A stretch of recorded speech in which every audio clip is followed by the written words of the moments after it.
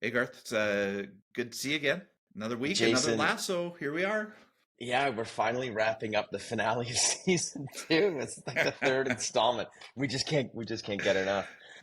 Hey, listen, it's great to see you, and I know that you and I have been re-listening to a lot of the podcasts. So I don't want to talk about our guests yet. hmm That's what this hmm episode is about. Jason, I want to ask you the question: what was a highlight of this season for you outside of our guests? in just a brief moment, Garth, it's the fact that these 10 themes are so inclusive. What I think extraordinary leadership is about. We talk about being a kinder, more compassionate way to lead. These themes encompass that, and I was Yeah. just so surprised as we went through just how holistic the themes are. I can't think of anything outside these 10 themes that I wish we would have put in. And Mm. usually I can. Like, usually I'm like, oh gosh, there's something else, there's something more. This just seems like, you know, it seems like we got it right, Garth. I feel so good about that. I think that's what surprises me the most, because I'm rarely holistically satisfied with the end picture, but this one I am. What about you, You Garth? don't think you don't think we should have added like anger management or Hold on, it's May. You might be on something. yeah, what yeah, about yeah, what about you, yeah. Garth? I'm super curious. Well, I'll do two quick ones. One is I Okay. can't believe we got this amazing array of guests. Like Oh, that is a real incredible. surprise that we were able to, that people were interested and they said yes. And like we're like I can speak for you, I think, on this too. We're just so thankful and grateful and a lot of admiration for these people who came on and gave up their time and energy. But hmm for me, like the other big highlight was our listeners. And hmm this season, we opened it up to questions and comments, and we had a lot of listeners reach back out to us. And that was a real highlight to hear how they not only are listening to the pod and enjoying the pod, but like the questions that they're asking, the level of engagement. hmm That was a real highlight for me. So shout out to all those listeners who reached out to us. Really appreciate it. Amazing. And I want people to get into this episode, Garth. It is so rich. I Yeah. love your conversation about your favorite theme, and I think we pull out a couple really important understandings throughout the course of this. So, what do you say? Should we get right into it? Yep. Enjoy the show, everybody. Enjoy the show. With Garth and Jason, we dive right in. Breaking down Ted's world, let's begin. From AFC, Richmond's field to your day to day. Lassoing leadership's here to stay. Keep leading the lasso way. Together we'll grow stronger every day.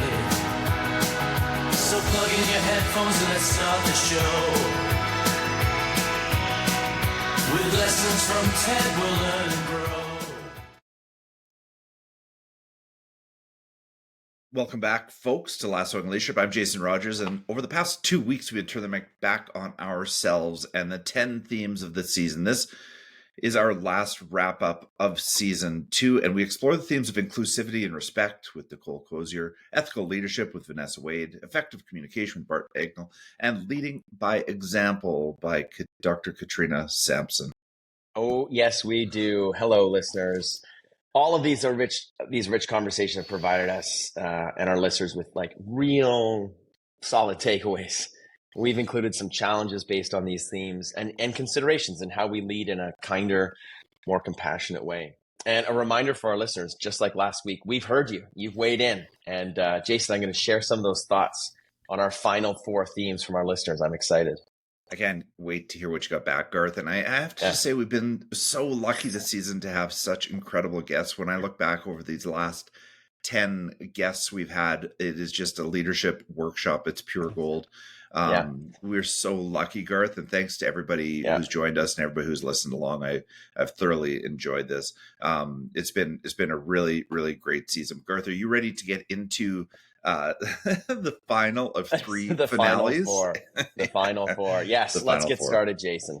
Yeah, let's get Okay, started. you're going first. Of the 4 Yeah. themes, okay, that we discussed earlier, I know it's a tough choice. Garth, which one has stuck with you the most?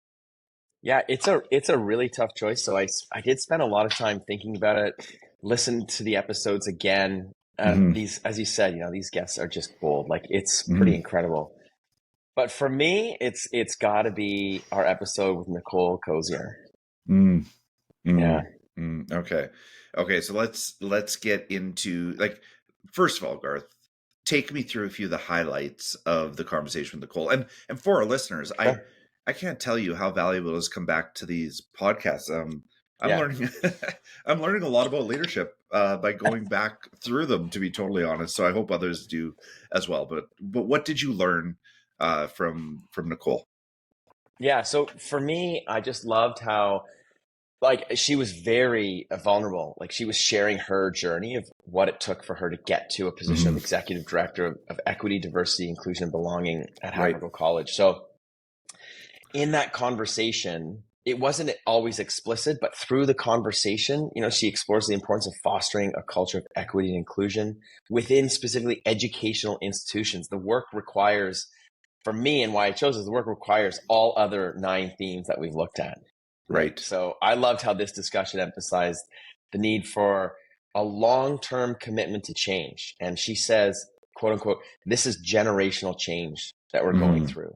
And I think that's an important perspective to take into consideration as a leader for this work, but also for any work that we're doing. Right. I was going to say that, Garth. I think that's good for all types of work in leadership and change management, isn't it?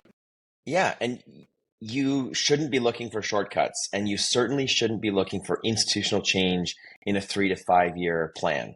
You're always going back to your why, and that why is being constantly questioned and interrogated and validated by research and what's coming out. And anyway, I loved her practical steps for school leaders. The analogy we explored, I don't know if you remember, Jason, we explored the analogy of being invited to a party. Absolutely. And it's a valuable analogy, but as Nicole tells us, that analogy is limited, and use it with caution, because belonging is way more nuanced and complex than that. It involves ownership, contribution, not just participation. So you know what I loved? all of you those.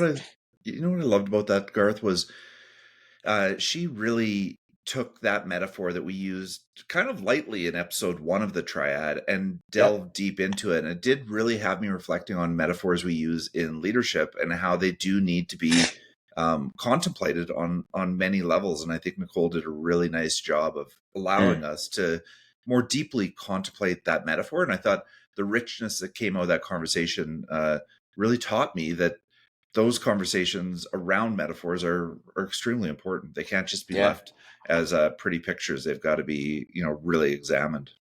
Yeah. So those are some of the highlights. Okay, so now we got the highlights out. Second or third question we have here is for an emerging leader. Okay, what advice can you give on what you learned from Nicole in the conversation? Yeah, I think the nugget of gold here is layered, but creating inclusive communities is essential for success. And this is something that we have learned, Jason, we've talked a little bit about too. You can't learn if you don't feel supported. You can't learn if you don't feel known, heard, cared for. And all of that work as a leader begins with me, like reading, seeking support, self-reflection, and humility, and all those types of things. And as you work towards these things, there are practical steps that you can take. But 2 things, 2 layers I want to add into this. One is that she mentions the idea of metrics, like data-driven pieces, and metrics are short-term. They reflect the short term in this work because it is so new, both at Havergal, but also, like, I think, in the zeitgeist of our cultures, reflecting these types of metrics or using these types of metrics to reflect on your inclusivity is relatively new. And so always keep that in mind. But also, and this I think is the gold here, is that we have to understand that many of the institutions we work in have a long history. And so we have to navigate the tensions of established institutions. Right. And so looking at our systems and structures, our traditions, our innovations, who are these systems and structures? Who are these sort of ways of doing it? Who are they serving best? Who are they, for lack of a better term, who are they privileging?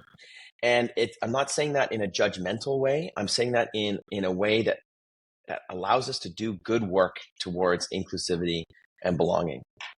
So I think that's my advice. Yeah.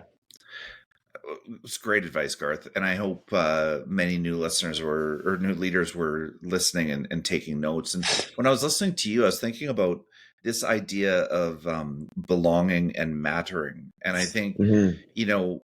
these are really important concepts that are coming to the forefront. I predict that in the next 2 years, schools are going to be talking about belonging and mattering with respect to inclusivity, but also wellness a lot more. And I think those ideas of belonging and mattering come back to what you said and what Cole's talking about being seen, heard, valued, understood, and appreciated in the workplace. And I think we're going to be talking a lot about that in the coming years. And I hope we talk a Yeah. little bit more in season 3. I think I'd love to see Jennifer Wallace from the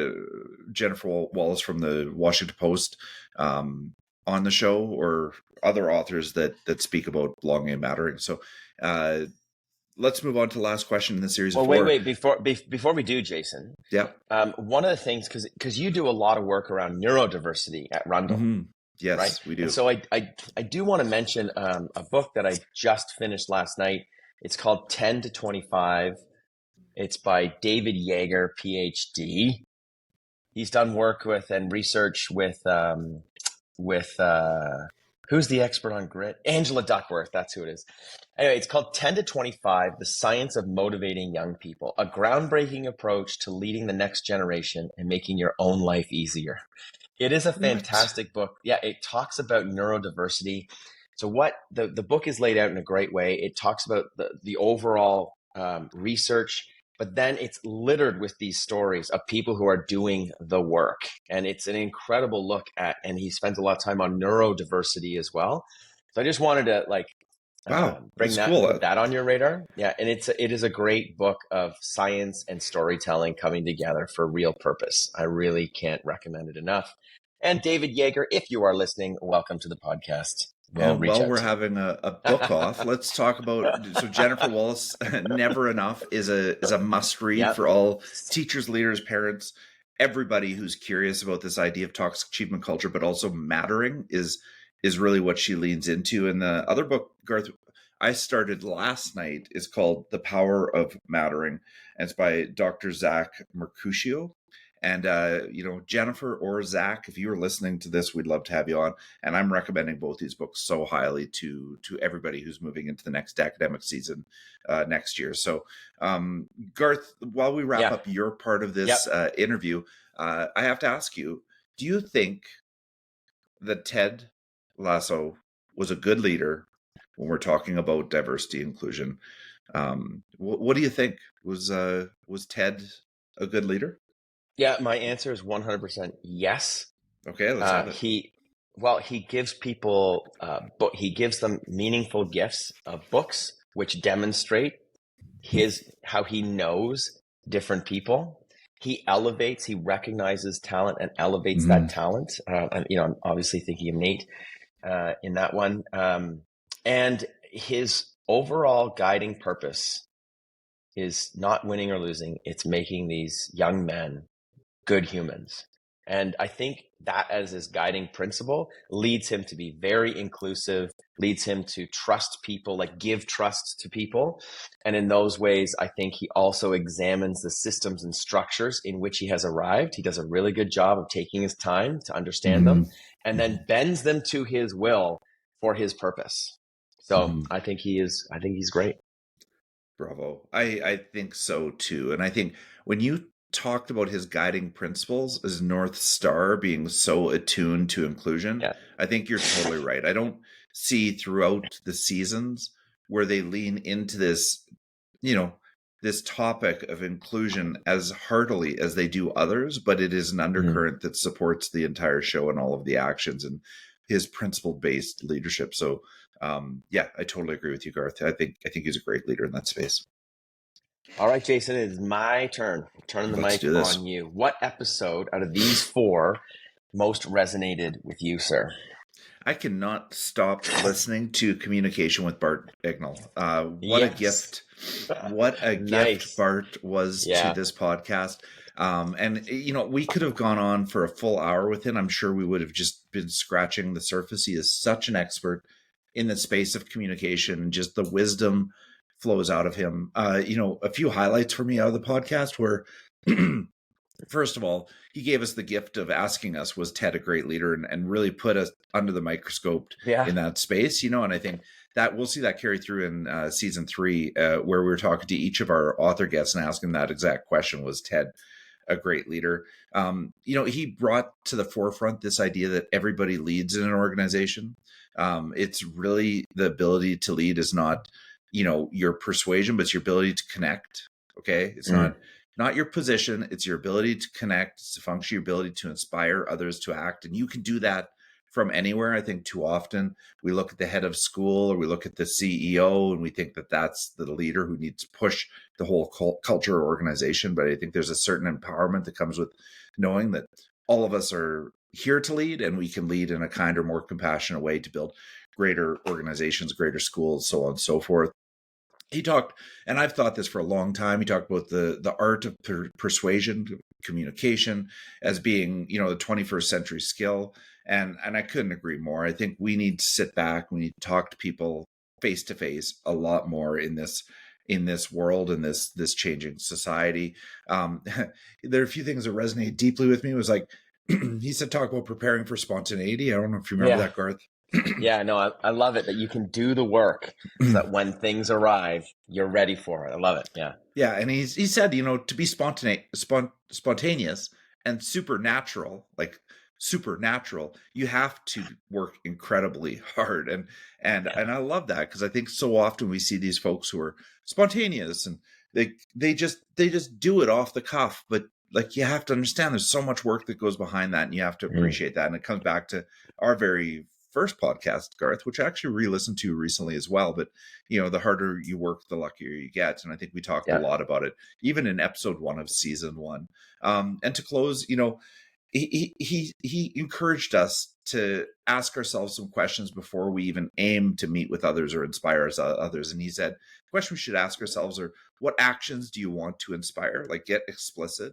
And what belief do you want this audience to leave with? And I think having those as guiding principles as you're looking to communicate was extremely important. And in the last one, I guess I said, that was my last one of one more, but he said, every moment is an opportunity to inspire. And so, gosh, and that's just like 5 things out of this podcast, where there are 100. I was just so inspired by Bart. So yeah, thanks to Bart, and thanks for all that wisdom. I hope people go back and listen to it. Yeah, I love it, because he is talking about the hard work of leadership, always, not necessarily like always being prepared, but, doing the hard work to be able to be naturally spontaneous and take things up, but also, that every moment is an opportunity to lead and inspire. And as leaders, I think we have to be aware of our positionality in the schools in that way. So, hey, listen, Jason, you've highlighted those great things. How do you make this a focus of your leadership? How do you live effective communication? Well, Garth, I think I talked about this earlier on the podcast, but I used to have a phobia of speaking in public. So bad so that I, wouldn't even speak at my brother's wedding as an MC. And I remember thinking to myself just how absurd that was, that I had this anxiety around speaking. So literally, Garth, I practice it day in and day out. And I look for every opportunity to speak in front of people, even to this day. And then when I have that opportunity, I try not to miss, and so I'm a student of communication. That's why I think I love Bart's conversation so much. And I think it's about continuous learning, continuous practice. And it is, I think, one of the most important leadership skills we can have, because if you can't communicate, you can't inspire, you can't persuade, you can't make positive change. You miss out on so much if you can't communicate clearly. So that's, in my leadership, is just a practice day over day, Garth. So Jason, I just want to focus on the idea that like there's every opportunity is out there as an opportunity to inspire. So you're walking down the halls of Rundle, like you see a colleague walking towards you. Walk us through that moment. How do you communicate with them? Do you have a strategy? Are you spontaneous in that moment? Tell us about it. Okay, first of all, I've never thought of this before, Garth, but I'm Okay. glad you've asked me the question, so thank you. And I do, like, as you're talking through, there I are... think our listeners who are interested in leadership want to know, what does a leader think about or approach, or what's their approach, sorry, when they walk down the halls? Because you're walking Yeah, down the halls all the time. so I have like a clear vision of this. So like I slow down. I'm always reminding myself that like the way we present is Mm, people pick up on that. So if we yeah, look anxious, rushed, concerned, worried, all those things, people I think are going to pick up on that energy, or energy transfers to them. So I yeah, intentionally slow down, Garth. I walk slowly, probably like absurdly slowly.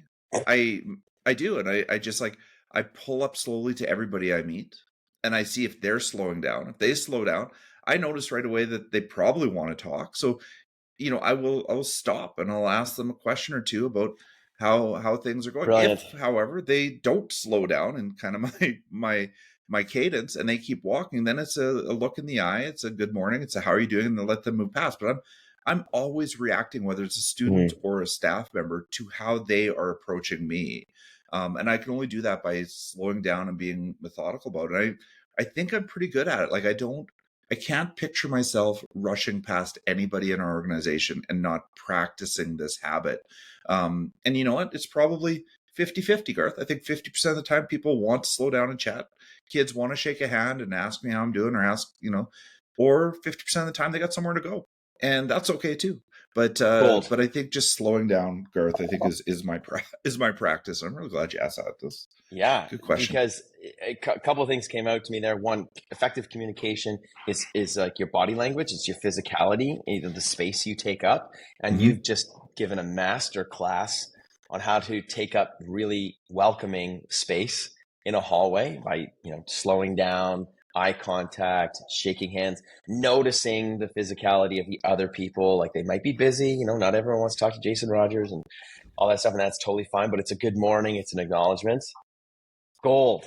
Oh, Love thanks, it. Garth. All right. Thanks. So listen, what advice can you give to an emerging leader on effective communication? Well, let's stick on the theme. Okay. I think I would give them the advice to slow down. Honestly, it's like, Mm, whether you're walking in the hallway or you're preparing for a meeting, I think you need to slow down. You need to think about, like what Bart said. You gotta say, like, what do you want to leave people with? And you've got to work systematically towards that. And you cannot miss an opportunity. Like every opportunity is an opportunity to communicate clearly and to inspire. So whether it's a routine division meeting, whether it's an opening address, or whether it's a connection in the hallway, these are among the most important leadership moments. You are developing, the culture that you want to see in your schools at each of these moments. So I would say, slow down, put your time into it, put the work in, work hard. You got to put the work in to be supernatural. And I think that's the advice I would give to new leaders. And if things are coming too fast, uh, that's a good indication that you're overwhelmed. You need more support, and you need to build a system to support yourself. You don't have time to put that agenda together. You don't have time to get prepared for a speech. You don't have time to talk to mm, somebody in the hallway. They're pretty good signals that you are overwhelmed, and you need to build systems of support so you can do the important work that you have to do. And I would surmise that this is the important work that you have to do. It's the work that only you can do as a leader. And I think that's the key principle. Like, as leader, you do only the work that you can do, because there's a lot of people who do a lot of other work, but there are a few things that only you can do, and one of them is communicate, inspire, and provide that vision. love it. That is great advice. All right. We've still got listener feedback to get to, but when it comes to effective communication, Jason, is Ted a good leader? Absolutely, there's no question in my mind. You have to just look back, Garth, at way he deals with sensitive moments, with the speeches he provides in those locker rooms, the inspiration he provides. I know they're written for TV. I know they're written for for performance, for impact. But the way he slows down moments and tells narratives and tells stories and levels a playing field, and bring people around. He runs a masterclass in inspiration. He really does, and he looks supernatural so often in the series. But I think he was an extraordinary communicator and an extraordinary leader through that modem. What about you, Garth? I have a sense you have an opinion. Well, you kind of won me over with that one, but I do think he's an accidental effective communicator. He doesn't spend a lot of time preparing for that spontaneity, I don't think. He's a great storyteller. I'm just not sure he like commands moments like Bart and the Humphrey group, which Bart runs, would advocate for. But you won me over. You're right. He does slow moments down. He is an effective communicator and storyteller. The only thing that he has going for him, in my mind, is like he's always focused on the why. And you did mention it's written for TV. There's that great moment where Jamie Tart misses practice, and if you hold up, practice. Like all of those, like the importance of practice and how that mirrors what actually happened. Oh my God, the basketball player's name is escaping me. I can't believe this. Iverson. Thank you. If you hold those two things together, they're like written, they're almost word for word. And I do think that's kind of brilliant, but no, you won me over. Okay. Here, listen, just one more thing before we move on, and this will be brief, but I think as a leader, you do have to have a Rolodex of narratives, which you craft and hone over time. And so I believe that if Ted was a real leader, some of those narratives he would have crafted and honed to be ready in those moments of tragedy, in those moments of conflict, in those moments of even celebration. He's done that work ahead of time. And that's why those speeches are so profoundly impactful. If he was a real human, he would have done those things. And I think as leaders, we need to do those things. We need to know which stories guide our principles and be ready to craft those stories and be ready to tell them when we need to. Yeah, no, that's fair. Okay. We got to move on. I do want to acknowledge some of our listeners who wrote in. So lots of people gravitated towards Dr. Katrina Sampson and leading by example. One of our more listened to and popular ones. One listener wrote in that it was so refreshing to hear how hard it can be, but also that Dr. Sampson leaned into keeping up leading by example, emphasizing the significance of honesty, transparency, and the ability to learn from failure. Now, I'll just piggyback on this because I love that Katrina focused on not just the glorious stories of failing and then rising to ridiculous success, but hearing from those who are in the struggle, right? And it's okay as a leader to tell the story of your own struggle. I thought that was really powerful. Yeah, no, her vulnerability was unbelievable, and I appreciated that. Like I would have easily picked that podcast as my highlight as well. All four of these are definitely worthy of the top spot. Yeah, and I think, I can't remember off the top of my head because I don't have it in front of me, but I think it was Vanessa Wade actually wrote in about Katrina saying that she really appreciated that hopefulness is essential in leadership, and to model hope in leadership is so significant because we're in the business of hope for the future, hope for the future of our students. Another listener, speaking of Vanessa, really love Vanessa's podcast on ethical leadership because it provided structures and resources and ways of making ethical decisions. And that, it seems to be a theme of this pod, Jason, but that Vanessa emphasized you have to slow it down. So that really resonated with two of our listeners. And now the secret for all of us is to find the ways to slow down, right? To remind ourselves to slow down, to make these ethical decisions, to connect with people, as Jason's been talking about too. There are no heuristics or shortcuts to this work.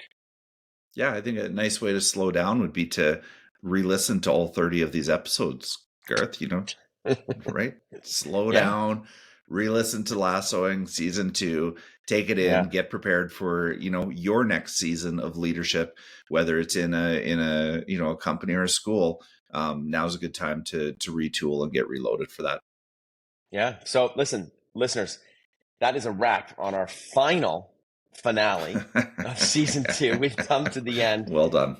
Jason, you've already said it so well at the top here, but thanks to all of our guests for saying yes, coming on this journey with us of reflection, and to our listeners too for your questions and your insights. We really appreciate them. And with that, Garth, let's keep moving on. We've already teased the idea of book club for season 3, and we are serious, really serious about this. If you know any great book ideas for season 3, send them our way. Better yet, if you're in the business of leadership and have a recommendation that you want us to support by you being on the pod, get in touch with us. We are reading right now, Garth. You and I have kind of hit a fever pitch when it comes to reading and talking to authors, and anybody who's out there wants to be part of this conversation. We are all ears. All right, Jason, we're going to skip here. It's been a great season.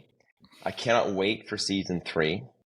In a short, I guess next week, we'll have an episode that's dedicated to introducing season 3, the book club. Thanks for listeners who've given us some information and some ideas about what books to do. But we'll give you some of the books so we can get started over the summer. That's right. So next week, we'll give you the opportunity to stack up your summer reading list. And we hope you plan to join us on this book club. There are going to be some transformative thinkers, texts, and authors joining us. It's going to be so good, Garth. I can hardly wait to get into it. And it is the future prospect of season 3 that allows me to just say, Jason, thank you so much for an amazing season 2. Our time together continues to be one of the most provocative and profound professional developments that I am involved in, and I appreciate you every day. Oh, Garth, thank you, and you matter too. I appreciate you, and I can't wait to get back on this horse and do it again with you next season. So, Garth, do you want to do the honors of taking us home at the end of this season? No, you do it. Are you sure? Okay, well, until next time, keep leading the Lasso way. Thanks, Garth. Thanks, everybody. Thanks, Jason. Thanks, everybody.